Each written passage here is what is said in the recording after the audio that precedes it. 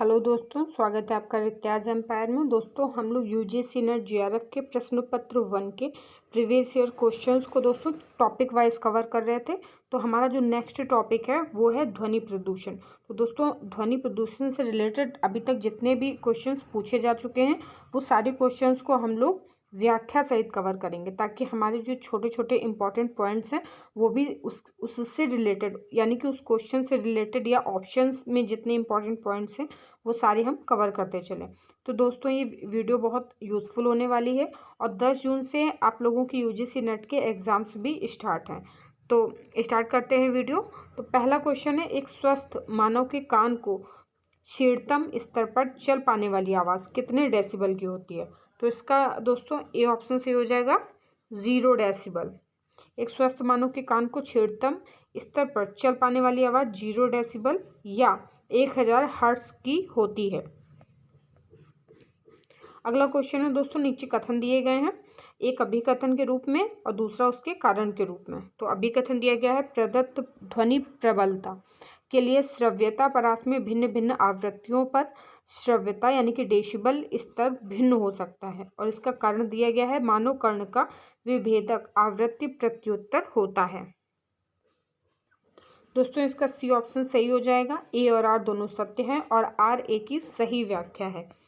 तो चलिए इसकी व्याख्या देख लेते हैं। प्रदत्त ध्वनि प्रबलता के लिए श्रव्यता परास में भिन्न भिन्न आवृत्तियों पर श्रव्यता डेसिबल में जो मापी जाती है, स्वर भिन्न भिन्न होती हैं, क्योंकि मानव कर्ण का विभेदक आवृत्ति प्रत्युत्तर होता है, जिसे निम्नलिखित कुछ उदाहरणों से समझा जा सकता है, जैसे कि पत्तियों के सरसराहट, मधुर संगीत, बुदबुदाहट। दोस्तों ये 20 डेसिबल तक की होती है इसकी आवृत्ति, और पुस्तकालय का शोर इसका 40 डेसिबल, और सामान्य बातचीत इसका डेसिबल होता है दोस्तों 60 डेसिबल तक। और जो भारी ट्रैफिक है इसकी प्रबलता कितनी होती है? 80 से 90 डेसिबल।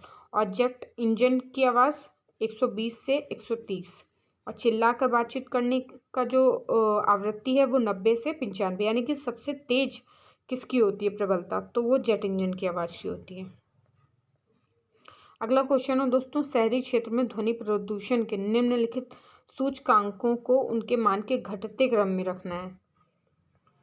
तो इसका बी ऑप्शन से हो जाएगा ए सी बी, यानी कि L10, L90 और LEQ दिया हुआ है दोस्तों। तो इसका ए और सी फिर बी। अगला क्वेश्चन है दोस्तों, ध्वनि प्रदूषण विनियमन और नियंत्रण नियम 2000 के अनुसार भारत में वाणिज्यिक क्षेत्रों के लिए रात्रिकालिक ध्वनि मानक है। तो इसका बी ऑप्शन सही हो जाएगा दोस्तों 55 डेसिबल। ध्वनि प्रदूषण नियम 2000 के अनुसार भारत में विभिन्न क्षेत्रों के लिए रात्रिकालीन और दिन के समय ध्वनि मानक निम्नलिखित हैं। जैसे कि शांति क्षेत्र है तो वहाँ पे रात्रिकालीन कितना दोस्तों ये नियम में ध्वनि के मानक तय किए गए हैं कि रात्रि में कितने डेसिबल से अधिक आवाज़ नहीं होगी। तो शांति क्षेत्र में 40 डेसिबल और दिन के समय पे 50 डेसिबल तक। आवासीय क्षेत्र में 45 डेसिबल तक और 55 डेसिबल तक। वाणिज्यिक क्षेत्र में 55 डेसिबल और दिन के समय पे 65 डेसिबल। दोस्तों ये रात और दिन का है। तो औद्योगिक क्षेत्र में रात का है 70 डेसिबल और दिन का है 75 डेसिबल। अगला क्वेश्चन है दोस्तों, किस आवृत्ति पर मानव श्रवण अवसीमा का ध्वनि प्रदूषण स्तर यानी कि डीबी पर संबंध निर्देश किया जाता है? तो इसका सी ऑप्शन से हो जाएगा 1 kHz की आवृत्ति पर मानव श्रवण अवसीमा का ध्वनि प्रदूषण डीबी पर संबंध निर्देश किया जाता है। अगला क्वेश्चन है दोस्तों, दो स्वतंत्र स्रोतों से सृजित 81 डेसिबल और 90 डेसिबल की ध्वनि के स्तरों का परिणाम क्या होगा? तो दोस्तों इसको मूल्यांकन से बाहर कर दिया गया है। अगला क्वेश्चन है, ध्वनि प्रदूषण नियम 2000 के अनुसार रात्रि में शैक्षणिक संस्थानों के लिए निर्धारित ध्वनि मानक क्या है? तो दोस्तों ये शैक्षणिक संस्थानों के लिए पूछा गया है रात्रि के लिए। तो इसका डी ऑप्शन सही हो जाएगा 40 dB तक। चलिए इसकी व्याख्या देख लेते हैं। ध्वनि प्रदूषण विनियमन एवं नियंत्रण नियम 2000 के अनुसार रात्रि में शैक्षणिक संस्थानों के लिए निर्धारित ध्वनि मानक है 40 डेसिबल, यानी कि ए स्केल पर। औद्योगिक क्षेत्र में दोस्तों अभी हम लोगों ने देखा था दिन का है 75 और रात्रि का है 70, और वाणिज्यिक क्षेत्र में 65 डेसिबल दिन में और 55 डेसिबल रात्र में। आवासीय क्षेत्र में 55 दिन का और 45 रात्रि का। और शांत जोन यानी कि जैसे विद्यालय है, अस्पताल है, कोर्ट है इत्यादि, इन जगहों पे जो दिन का है वो 50 रहेगा और रात्रि का 40 डेसिबल। अगला क्वेश्चन है, अत्यधिक ध्वनि प्रदूषण में अर्धलिखित में कौन से कारण हो सकते हैं? ए है श्रवण दोष, बी है अनिद्रा, सी है रक्तचाप में वृद्धि, डी है श्वसन संबंधी रोग, ई है कार्य क्षमता कम हो जाना। तो दोस्तों इसका सही ऑप्शन डी हो जाएगा। केवल ए, बी, सी और ई। चलिए इसकी व्याख्या देख लेते हैं। अत्यधिक ध्वनि प्रदूषण मनुष्य द्वारा जनित प्रदूषण का एक रूप है। यह विभिन्न अक्षमताओं का कारण बन मनुष्य को नकारात्मक रूप से प्रभावित कर रहा है, जैसे श्रवण दोष, अनिद्रा, रक्तचाप में वृद्धि, कार्य क्षमता का कम हो जाना। अगला क्वेश्चन दोस्तों, यदि किसी दी गई ध्वनि की तीव्रता में 2 गुना की वृद्धि होती है तो डेसिबल में ध्वनि के स्तर में कितनी वृद्धि होगी? तो दोस्तों इसका बी ऑप्शन सही हो जाएगा, 3 डेसिबल तक। ये इसका दोस्तों फॉर्मूला दिया गया है। चलिए अगला क्वेश्चन देख लेते हैं। किसी शहर में 8 घंटों के दौरान उसके शोर स्तरों को समकक्ष ध्वनि दाब स्तर के माध्यम से 80 डेसिबल बताया गया है। यहाँ ए किसको संदर्भित करता है? तो दोस्तों इसका डी ऑप्शन सही हो जाएगा, माप में प्रयुक्त होने वाले एक प्रकार के भार को। चलिए इसकी व्याख्या देख लेते हैं। संकेताक्षरों यानी कि डीबीए में डेसिबल का सूचक है जो ध्वनि की सापेक्षिक तीव्रता की इकाई है, जबकि ए ध्वनि की तीव्रता की माप में प्रयुक्त होने वाले एक प्रकार के भार को निरूपित करता है। अगला क्वेश्चन है, ध्वनि प्रदूषण को निम्नलिखित आयाम की मानक ध्वनि तीव्रता के संदर्भ के साथ डेसिबल में मापा जाता है। तो दोस्तों इसका ए ऑप्शन सही हो जाएगा, 1 पिकोवाट प्रति मीटर स्क्वायर। चलिए अगला क्वेश्चन देख लेते हैं। भारत में आवासीय क्षेत्रों के लिए दिन में निर्धारित शोर का मानक है। तो दोस्तों आवासीय क्षेत्रों के लिए दिन का जो निर्धारित शोर का मापक है या मानक है तो वो 55 डेसिबल हो जाएगा। तो इसका सी ऑप्शन सही हो जाएगा दोस्तों। एक बार फिर से देख लीजिए। औद्योगिक का दिन का है 75 डेसिबल, रात्रि का है 70 डेसिबल और व्यापारिक का है यानी कि जहाँ पे औद्योगिक से कम रहेगा तो व्यापारिक में 65 दिन का है और 55 डेसिबल रात्रि का है। आवास का है दोस्तों जहाँ पे नॉर्मली लोग रहते हैं, आवास करते हैं, तो वहाँ पे दिन का 55 रहेगा और रात्रि का 45 डेसिबल। और शांत जोन जैसे कि अस्पताल है या वैसी कोई जगह है तो वहाँ पे दिन का हो जाएगा 50 और रात्रि का 40। अगला क्वेश्चन है, भारत के बड़े शहरों में सघन यातायात क्षेत्रों में औसत ध्वनि स्तर आमतौर पर निम्नलिखित में से किस ध्वनि स्तरों की रेंज है? तो इसका सी ऑप्शन सही हो जाएगा, 70 से 95 डेसिबल ए। भारत के बड़े शहरों में सघन यातायात क्षेत्रों में औसत ध्वनि स्तर आमतौर पर 70 से 95 डेसिबल ए ध्वनि स्तरों की रेंज में रहता है। अगला क्वेश्चन है, ध्वनि प्रदूषण के संदर्भ में निम्नलिखित अभिकथनों पर विचार कीजिए। ए है, ध्वनि स्रोत से जैसे ही हम दूर जाते हैं वैसे ही ध्वनि का स्तर गिर जाता है। बी है, उच्च पृष्ठ द्रव्यमान घनत्व वाली सामग्रियां उचित ध्वनि अवरोधक के रूप में कार्य करती हैं। और दोस्तों सी है, 2 पीए का ध्वनि दाब 0 डेसिबल की ध्वनि के समतुल्य है।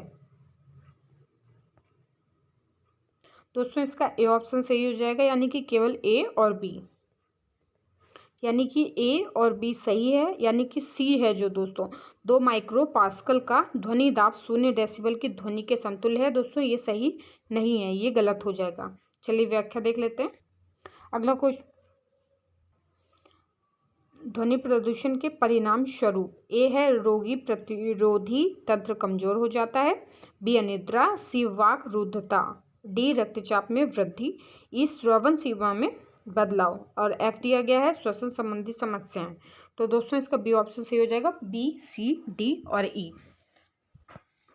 चलिए इसकी व्याख्या देख लेते हैं। ध्वनि प्रदूषण के परिणाम रूप अनिद्रा, वाक रुद्धता, रक्तचाप में वृद्धि, श्रवण सीमा में बदलाव, चिड़चिड़ापन, उत्तेजना इत्यादि बीमारियां हो सकती हैं।